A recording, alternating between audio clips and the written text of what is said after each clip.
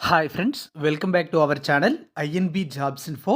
Friends, Telangana staff nurse అభ్యర్థులకు ఒక good news. ఈరోజు అధికారికంగా medical and health services recruitment board యొక్క వెబ్సైట్లో ఫలితాలను విడుదల చేయడం జరిగింది. ఇప్పుడు మీకు ఎన్ని మార్కులు వచ్చాయి అనేది మీరు డౌన్లోడ్ చేసుకుని చెక్ చేసుకోవచ్చు.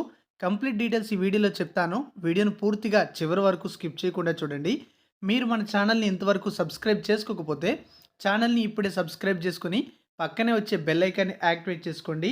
ఫలితాలను డౌన్లోడ్ చేయడానికి లేదా చూసుకోవడానికి డిస్క్రిప్షన్లో లింక్ ప్రొవైడ్ చేశాను. అక్కడ క్లిక్ చేసి ఈ యొక్క ఫలితాలను మీరు చెక్ చేసుకోండి. ఇక్కడ మనం చూస్తే medical health services recruitment board యొక్క అఫీషియల్ వెబ్సైట్లో మనకి కొన్ని లేటెస్ట్ అప్డేట్స్ అయితే కనిపిస్తున్నాయి. అందులో అభ్యర్థులు వారికి సంబంధించినటువంటి ఈ మార్క్స్ని తెలుసుకునేందుకు ఒక లింక్ అయితే కనిపిస్తుంది. దీంతో పాటుగా ఈ స్టాఫ్ నర్స్ రిక్రూట్మెంట్కి సంబంధించి 2 వెబ్ నోటీసులు అయితే రిలీజ్ చేయడం జరిగింది. ఒక వెబ్ నోటీస్ చూసుకున్నట్లయితే మనకి ఫైనల్ కీ రిలీజ్ చేసినట్టుగా లేదా ఫైనల్ కీకి సంబంధించినటువంటి వెబ్ నోటీసు, మరొక వెబ్ నోటీస్ చూసుకున్నట్లయితే declaration of marks and other details అనేవి అప్లికెంట్స్కి సంబంధించి ఇచ్చామని చెప్పి ఒక వెబ్ నోటీస్ అయితే ఉంది. ఫస్ట్ వెబ్ నోటీస్లో మనం చూసుకున్నట్లయితే ఇక్కడ డౌన్లోడ్ చేసి నేను ఆల్రెడీ చదివాను. అందులో మనకి ఏం కనిపిస్తుందంటే గతంలో మనకి ప్రొవిజనల్ కీ అనేది ఒకటి విడుదల చేశారు. ఆ ప్రొవిజనల్ కీపై ఈ సబ్జెక్ట్స్ ఎక్స్పర్ట్స్ కమిటీ దీనిపై డిస్కస్ చేయడం జరిగింది. ఫైనల్గా ఈ ప్రొవిజనల్ కీ లేదా ప్రిలిమినరీ కీలో ఎటువంటి మార్పులు కూడా లేవని చెప్పడం జరిగింది. ఎందుకంటే మనం చూసుకోవచ్చు, ఈ యొక్క ప్రొవిజనల్ కీ విడుదల చేసిన తర్వాత అభ్యర్థుల నుంచి వీళ్ళు ఈ గ్రీవెన్స్ అయితే తీసుకున్నారు.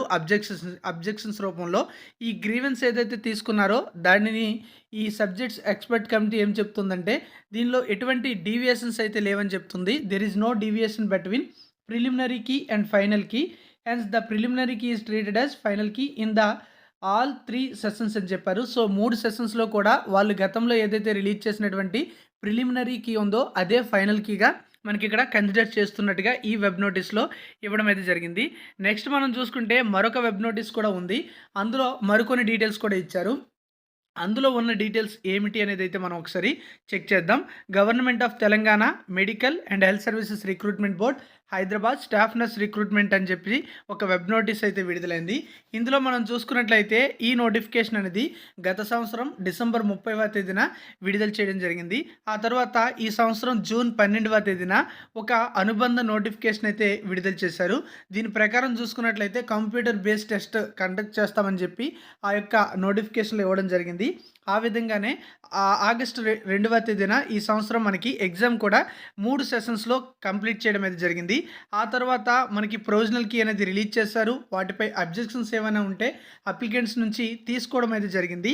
అలాగే మనం చూసుకున్నట్లయితే ప్రస్తుతం ఒక వెబ్ నోటీస్ కూడా విడుదల చేయడం జరిగింది.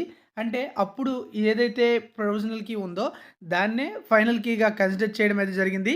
ఆల్రెడీ మనం చెప్పుకున్న ముందు వెబ్ నోటీస్లో ఏదైతే ఉందో అదే ఇన్ఫర్మేషన్ అనేది ఈ కీ కమిటీ ఫైనల్ చేసినటువంటి ఫైనల్ కీగా వీళ్ళు చెప్తున్నారు. నెక్స్ట్ మనం చూసుకున్నట్లయితే జూన్ 12వ తేదీన విడుదల చేసినటువంటి ఈ నోటిఫికేషన్లో మనం ఒకటి ఇవ్వడం అయితే జరిగింది. అదేంటంటే ఇవి 3 షిఫ్టుల్లో అంటే 3 సెషన్స్లో మనకి ఎగ్జామ్ కండక్ట్ చేయడం జరుగుతుంది కనుక ఈ 3 షిఫ్టుల్లో కూడా డిఫికల్టీ లెవెల్స్ అనేవి డిఫరెంట్గా ఉంటాయి. ఈ నేపథ్యంలో అభ్యర్థులకు వచ్చినటువంటి మార్కులను నార్మలైజేషన్ చేస్తామని చెప్పి ఒక పాయింట్ కూడా ఇవ్వడం జరిగింది. సో దాని ప్రకారం చూసుకున్నట్లయితే ప్రస్తుతం రిలీజ్ చేసినటువంటి ఫలితాల్లో నార్మలైజేషన్ చేసి ఫలితాలను విడుదల చేశామని చెప్పి మనకి ఇన్ఫర్మేషన్ అయితే రావడం జరిగింది.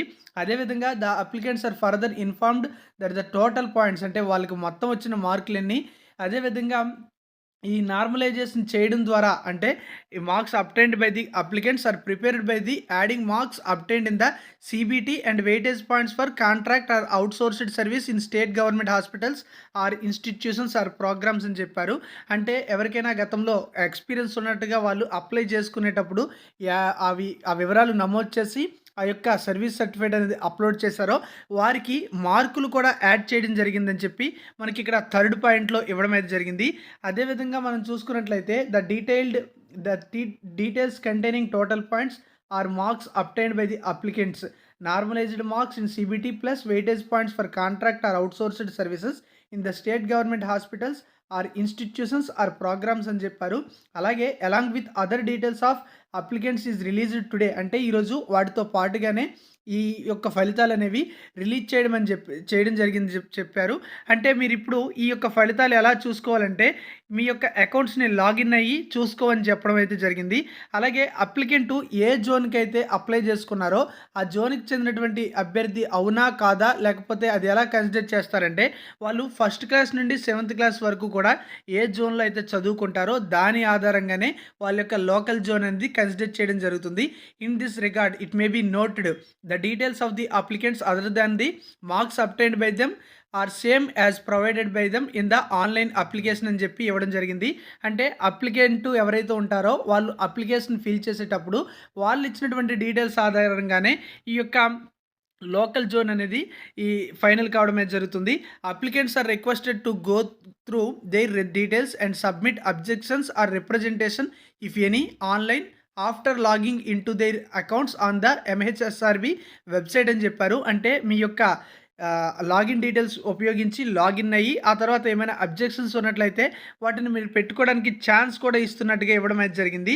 అలాగే applicants are allowed to submit one self contained comprehensive objection or representation online అని చెప్పారు. అంటే ఆన్లైన్లోనే మీరు యొక్క అబ్జెక్షన్స్ అయితే పెట్టుకోవచ్చు. Provision has been made to upload supporting documents in single PDF అంటే మీరు ఏదైనా అప్లోడ్ చేయాలంటే ఒక్క పీడిఎఫ్ రూపంలోనే అప్లోడ్ అయితే చేయగలుగుతారు. Applicants can submit only one such objection or representation online అంటే ఒక అబ్జెక్షన్ మాత్రమే మీరు పెట్టుకోగలుగుతారు. అంటే ఒకసారి పెట్టుకోగలుగుతారు.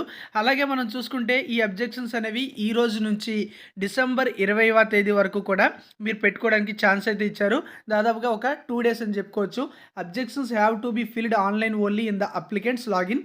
Any objection received otherwise will not be consider అంటే మీ యొక్క లాగిన్ ఉపయోగించి మీరు పెట్టుకున్న అబ్జెక్షన్ మాత్రమే వీళ్ళు కన్సిడర్ చేయడం జరుగుతుంది. అదేవిధంగా మీరు ఆ విధంగా అబ్జెక్షన్ ఫైల్ చేయడం అయితే జరుగుతుంది. అదర్వైజ్ ఎలాంటి మోడ్లో కూడా మీరు అబ్జెక్షన్ పెట్టుకోవడానికి ఛాన్స్ అయితే ఉండదు. After considering objections from the applicants provisional merit list will be released అంటే మీ యొక్క అబ్జెక్షన్ బేస్ చేసుకొని ప్రొవిజనల్ మెరిట్ లిస్ట్ కూడా తర్వాత మనకి రిలీజ్ చేయడం అయితే జరుగుతుంది. ఆ తర్వాత ఫైనల్ మెరిట్ లిస్టు ఆ తర్వాత సెలక్షన్ లిస్ట్ కూడా విడుదల చేస్తారు. దీంతో పాటుగా జోన్ వైజ్ మనకి సెలక్షన్ లిస్ట్ ఆధారంగా సర్టిఫైడ్ వెరిఫికేషన్ అనేది జరుగుతుంది. ఒరిజినల్ సర్టిఫైడ్ వెరిఫికేషన్ అనేది జరిగి అభ్యర్థులకి అపాయింట్మెంట్ ఆర్డర్స్ అయితే ఇవ్వడం జరుగుతుంది. ఈ విధంగా మనకి వెబ్ నోటీస్లో చాలా ఇంపార్టెంట్ డీటెయిల్స్ అయితే ఇచ్చారు.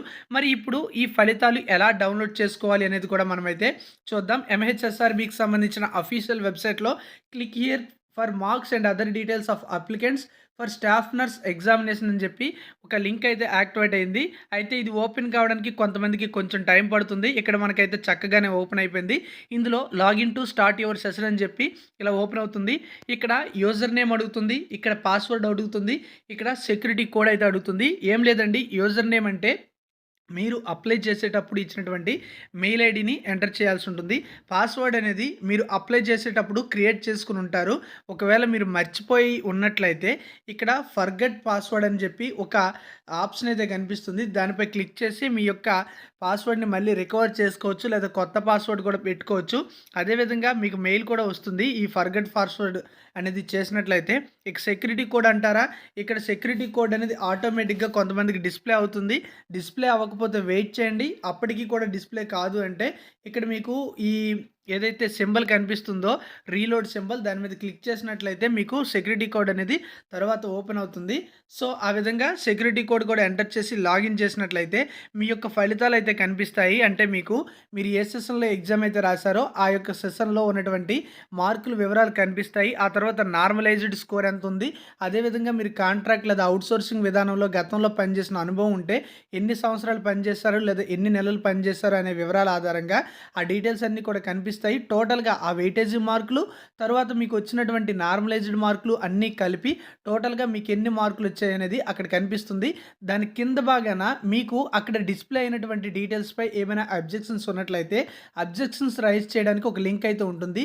Click here to rise objection అని చెప్పి దానిపై క్లిక్ చేసి మీరు ఏదైనా అబ్జెక్షన్ రైజ్ చేయొచ్చు. అంటే ముఖ్యంగా మీకు మార్కులు అనేవి తప్పుగా వచ్చాయని చెప్తే దానికి సంబంధించి అబ్జెక్షన్ అనేది రైజ్ చేయొచ్చు. అదేవిధంగా మీ యొక్క వెయిటేజ్ మార్కులను ఏమైనా తప్పుగా వచ్చాయనిపిస్తే దానికి సంబంధించి కూడా ఖచ్చితంగా అబ్జెక్షన్ రైజ్ చేయొచ్చు. అలాగే ఒక సింగిల్ పీడిఎఫ్ అనేది అప్పుడు మీరు అప్లోడ్ చేసుకోవాల్సి ఉంటుంది. సపోర్టింగ్ డాక్యుమెంట్ కదా! ఈ విధంగా మనకి medical health services recruitment board నుండి స్టాఫ్ నర్స్ ఫలితాలకు సంబంధించిన ఫైనల్ అప్డేట్ అయితే వచ్చేసింది. తర్వాత ప్రొవిజనల్ మెరిట్ లిస్ట్ విడుదల చేస్తారు. తర్వాత ఫైనల్ మెరిట్ లిస్టు, తర్వాత సెలక్షన్ లిస్ట్ అయితే ఉంటుంది. ఇది ఫ్రెండ్స్ మనకి తెలంగాణ స్టాఫ్ నర్స్ ఉద్యోగాలకు సంబంధించిన latest updates. Thank you for watching.